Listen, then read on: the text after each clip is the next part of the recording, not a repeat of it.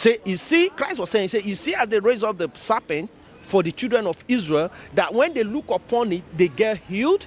So also me will be raised up. Read, finish that. That whosoever believe in him should not perish, but have in. Verse 14.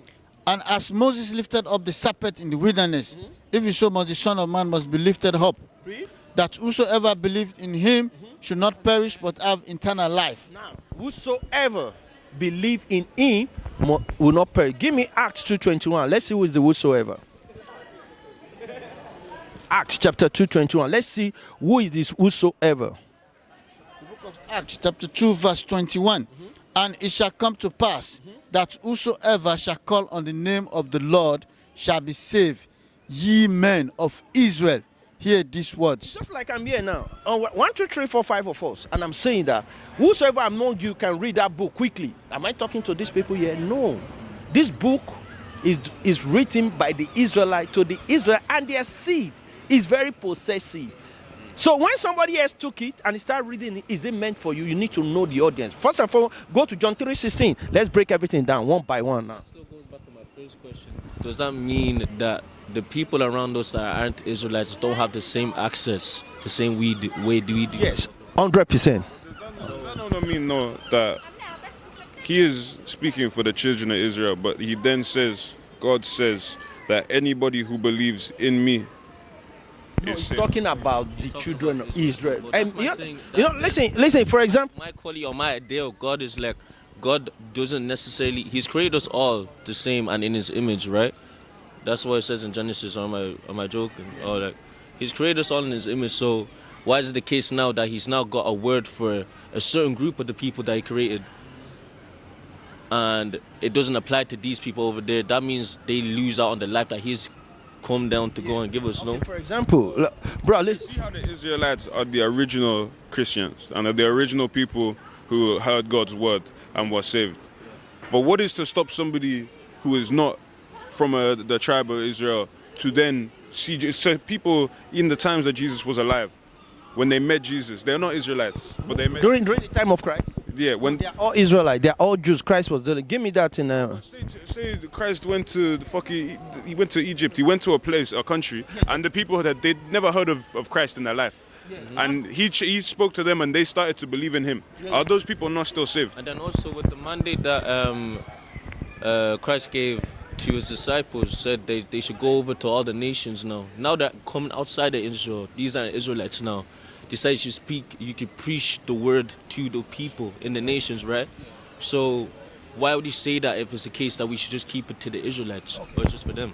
Good question, but I'll show you. That's why we need to go into the Bible. First and foremost, go back to the beginning. Why did he say you should go to all nations? But before that, let me quickly finish John 3:16 because you hold on to that. Give me back John 3:16. The book of John chapter 3 verse 16. For God so loved the world. Now you say that word means everybody. No, he's talking about one word. Give me that Matthew 18:20. Let's break the word. Okay, for example, give me Matthew 17:9. What if that word means the whole world? Then what about John 17:9? John 17:9. John 17:9 first. Let's see what the word talks about. John 17:9. Because John 3 said, "For God so loved the world," right? Love is past tense. It's talking about loved is past tense. So he must have loved. Loved. Yeah, D is there. Right? John chapter 17 verse 9. I pray for them. He said, "I pray for them." I pray not for the world. He said, "I don't pray for the world." So this world definitely must be different from the world in John 3:16. If he's saying loved, he said loved due to the action that came after. He sent his begotten son. Do you get me? So is it? Who did he love from the beginning? The world. So that because of the love that he had, he sent his begotten son. Do you get me? Yeah, because of the love he has for some particular word. Give me that the word. 45, Isaiah 45:17. We'll show you the word. I can't believe that God himself would have created everybody and said, you guys get this, but you guys don't. Okay, let's see what the Bible says. Let's see what the Bible says. Chapter 45:17. Let's see the word. In the Old Testament, I will still see the word in the New Testament. 17. But Israel shall be saved in the Lord with an everlasting salvation. Yeah. You shall not be ashamed, not confounded. World without end. No, read at it again. Read again. But Israel shall be saved in the Lord He said, Israel shall be saved in the Lord. with an everlasting salvation. You shall not be ashamed, none confounded. World without end. What did he call Israel? World without end. He called Israel a world that is not going to end. We know this world is going to end. He called Israel world. Now, Hosea 1:1. Hosea 1:1. Or give me Deuteronomy 7:6. Let's see who we have loved. We read before, say, God loved you and he created you up. You understand? He's talking about Israel. He now told you Israel is a world. 11:1. Sorry. Yeah. When Israel was a child, Listen. then I loved him. I what? I loved him, When? Yeah. and I called my son out of Egypt. This is person he ever loved. He called Israel world. Now going to Matthew 18:20. Let's see another He word. calls Israel a person. Yeah. You just said that Israel is a person. You said my son. Yeah. He says, Israel is a son that gave birth to 12. Israel, his name was Jacob. You understand? Read on 18:20. You understand? We want to show you the word in John 3:16 is not talking about the whole world. It's called Israel world. Christ is gonna say it again now. Jesus answered him, I speak openly to the world. Now he said, I speak openly to the world again. Read. I even taught in the synagogue and in the temple, whether the Jews always resort. He's talking to the word of the Jews. The same thing he's saying every time. He's talking about the word, and he tells you, say, anybody that loves this word is not a friend of the Father. Which word is that? If you watch, all these words have no S. There are more than one word in the Bible. Hebrews 1:1. There are more than one word. We'll see what we're going to read now. They'll put S at the end of the word. They'll put S. They are more, just like when you have the word of the fish, you understand, word of animal. The same thing you have word of Israel. You understand? Word of Ishmaelite. You understand? Word of Edomite.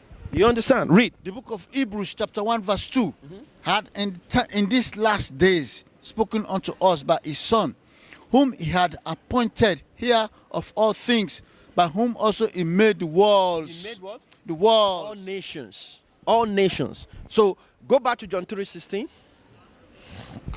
Remember we look. Pardon? Go back to that again. What I'm trying to show you, there are more than one word. Did you say worlds? Worlds. Yeah, it does say Okay, world. so from world to worlds, what? What I'm trying to say, there are more than one word. John 3:16 is talking about word of the Jews, word of Israel. We read, Israel, right? yeah, we read for Isaiah. There's the 12, like you're talking about the same Jacob. Right? Yeah. That's why described as worlds. No.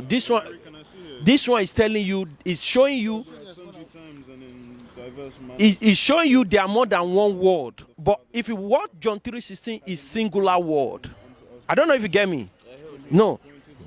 Things by whom also he made the worlds. What I'm trying to say, there are more than one word. But if you read John 3:16, it's just word. There's no S. He's talking about one word among all the words. You understand? If you read John 17:9, it's talking about one word. Say, I pray for them. I pray not for this word. Right?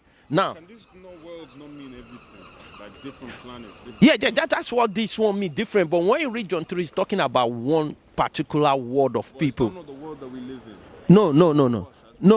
That's why we are showing you precept upon precept. We read Isaiah 45:17 again. Pay attention. Read Isaiah 45:17. The book of Isaiah. Remember, we read John 18:20 again. Read. Isaiah 45:17. But Israel, Lord, with an everlasting salvation. You shall not be ashamed, nor confounded. World without end. Now, he called Israel a world without end. He said, you understand now? Can you say that is a no? He's talking about Israel. Now go to John 17:9. See this place again.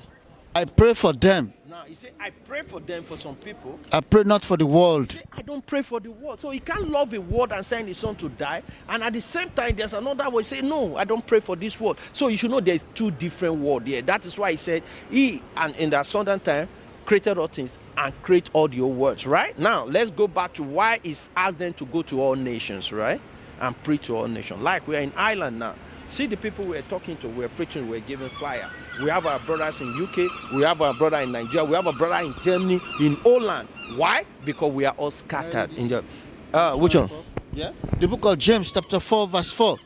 You adulterers and adulteresses, know ye not that the friendship of the world is enmity with God. So how can you say this word here now, the same spelling, the same thing? It's the same thing with the one he say his son should come and die for. How I take that as is more so, I think it's more so in terms of like sinning. If you love the world and you love the things of the world more so, if that's what you love more than God, that's when you're an enemy of God. If it's the case now, you love your flesh more than you love that of the spiritual, that's when you're an enemy of God.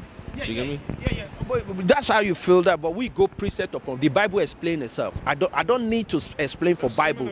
You understand? The Bible said we should read precept upon precept. If you don't go precept upon precept, thus saith the Lord. Like what you said now, the Bible said anybody that speak not according to this book, the truth is not in him. Isaiah 8:20. I can show you. You just speak according to your. I'm saying that. That's my interpretation. No, that's what I say. That's why I say your interpretation is different from this brother. So we go by thus saith the Lord, as it is written. That is only when there is no confusion. Your interpretation, my interpretation might be different. God don't care. We go by as it is written. So when you want to interpret, you must show me what you are saying, book, chapter, and verse. That is why Christianity has been able to deceive the old people. You understand? They use tithe for, it's not there. Everything they teach is not there. Like they use Christmas, that Christmas is not in the Bible. So everybody they say they do it for the kids. That's their own interpretation. But what we do, as it is written, right? Now go back to Deuteronomy 4:27. To your question again, I don't want to miss your question. You say Christ told them to go to all nations. I want to give you the reason why. Deuteronomy 4:27. Deuteronomy chapter 4 verse 27. And the Lord shall scatter you among the nations, and you shall be left few in number among the heathen, whether the Lord shall lead you. That is right. Remember, the disciples were asking Christ, say, read it for it, show him for it. And the Lord shall scatter you among the nations, and you shall be left few in number among the heathen, whether the Lord shall lead you. You understand now? Do you understand? That is why we are in every nation. How did he scatter us? Do you know how we are scattered in all nations? Brother, do you know how we are scattered to all nations? Even here it says, if you seek the Lord thy God, thou shalt find him. If thou seek him with all thy heart and all thy soul, then when thou art in tribulation and all these things may come upon thee, even in the later days, if thou turn to the Lord. Even what? In the later days. Now, brother, we are now in the later. That's why we are out here to teach you this, to make you understand that. Read that part, you read again. Read that part again. This one you read again. This is what we are out here to do. And there ye shall serve gods, the work of men's hands, wood and stone, which neither see nor hear nor eat nor smell. But if from thence thou shalt seek the Lord thy God. Then if you shall seek and repent, this is, give me that First King. No, the what is stopping us is sin, because we don't teach this law in churches. I think we're trying to understand is the fact that we are Israel. You're telling me we are Israelites. We are from the tribes of Israel, right? What about people who are not from those tribes, who still seek the Lord and still seek the God's love and still pray to God? Are they not allowed in God's kingdom because they are not Israelites? Everybody will be in God's kingdom, but in different position. Everybody's in this world, but in different position. Bro, listen. Let me tell you, everybody will be there. I'm not saying people will not be there, but who is the kingdom meant for? You're not saying to me. What is a nation? Nation is family. Nation is community. Nation is men leading by example. Nation is women's support. Nation is children with role models. Nation is unity.